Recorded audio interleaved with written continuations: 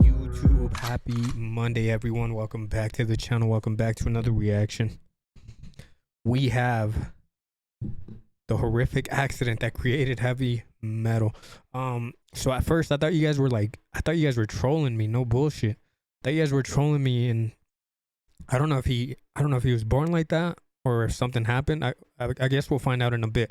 I remember a couple people mentioning that though, but I thought you guys were trolling me, and I thought, like I said, I didn't believe y'all. So we'll get into it. We'll see what happens, and then we'll get into the full album reaction. I don't even know what it's called. We'll find out in a little bit. Everything's unraveling as we speak. It's been a long day at work. Got me a sweet tea. Let's go ahead and get it. When most artists encounter adversity, they buckle. When the geniuses of the world encounter struggle, they innovate. A 17-year-old Tony Iommi was on the path he had always dreamed of as a young English guitar player. Where most of his peers were doomed for a life of factory work, Tony was scheduled to go across Europe on the first tour with his band, the Bird and Bees. But on the very last shift at his job in an industrial steel mill, it came crashing to a halt. An accident permanently damaged the hand in which he needed to play the instrument he loved. Wait, actually? At the age of 17, this guy was a freaking legend already. So it happened at the age... Damn, this is crazy. Industrial steel mill, it came crashing to a halt. An accident permanently damaged the hand in which he needed to play the instrument he loved. For most people, they would have packed it in right there and took it as a sign that maybe the guitar wasn't the right path. Instead, Tony embraced the struggle, he worked around his limitations, and invented an approach to still play the instrument. The byproduct, Tony discovered, was a whole new sound coming from the guitar. That byproduct just so happened to be the creation of a whole new genre in rock music, heavy metal. That's insane.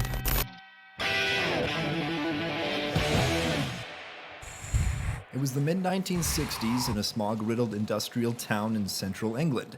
A teenage Tony Iommi was finishing his last shift as a welder before he quit the blue-collar life to pursue a dream of rock and roll stardom. His band was set to fly to Germany.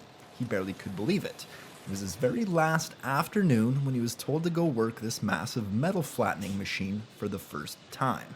His co-worker who normally worked that machine was a no-show, and there was no one else to do it. Tony had to push the metal into where it was being flattened, but what caught him off guard was the intense force of the press. As I'm pushing the metal through into this machine, it just came down like that on my finger, bang, and I pulled my hand back. And as I pulled it back, I pulled the ends off the fingers. Later at the hospital, Tony received devastating news. The doctors told him they couldn't repair the ends of his fingers and that his guitar playing days were now over. The shock sent Tony into a depression. As time went by, his own efforts to play through the pain were fruitless. But it was a gift from his former manager at the factory that shifted his mindset.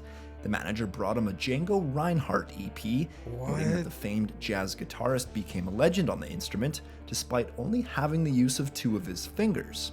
It gave Tony an idea. So I made my own tips. Yo, this guy's a fucking legend. Wait, who gave him this vinyl? But it was a gift from his former manager at the factory that shifted his mindset. His former manager brought him a Django Reinhardt EP, noting that the famed jazz guitarist became a legend on the instrument, despite only having the use of two of his fingers. It gave Tony an idea. So I made my own tips. I got a washing up bottle, a plastic bottle, and melted it down into a ball. And then I got a hot soldering iron and would drill a hole out in it and fit it over my finger. So there's this big ball on my finger. It took a lot of painful hours getting used to the force on his fingers, but the two new fake fingertips meant Tony could play the guitar again. To be able to have a better grip on the strings, he cut up pieces of an old leather jacket of his and glued it on the tips. Now that Tony was getting a decent feel with his new fingertips, he encountered two new limitations to his guitar playing though. One was that regular guitar strings were too heavy and hard to press down on, and 2 was the loss of dexterity in his fingers.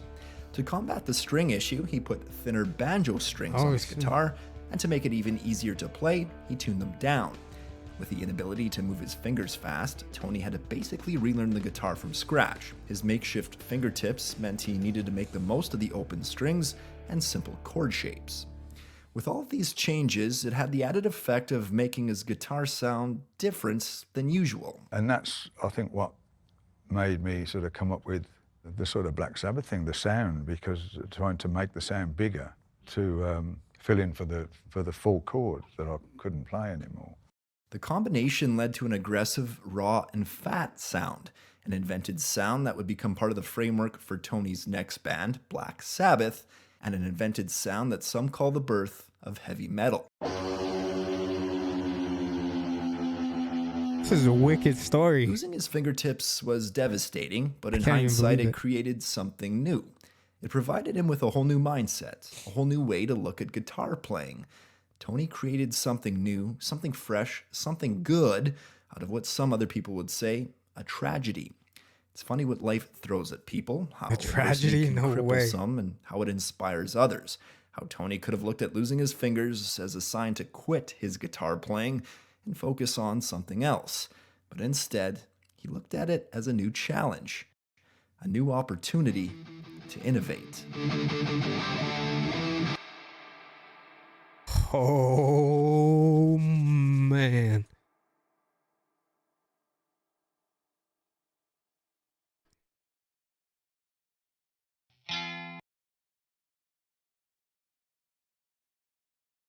This is insane. All right, guys. I can't wait to get into this first album. I'm about to get into it. You guys will probably see the full album reaction. Probably tomorrow, if not the next day, while I edit it. That's probably be tomorrow. I'm excited. I'm gonna keep this in my mind as I listen to the album, and I don't know, shit. We'll probably do this album and then do some lives before we get into their next album.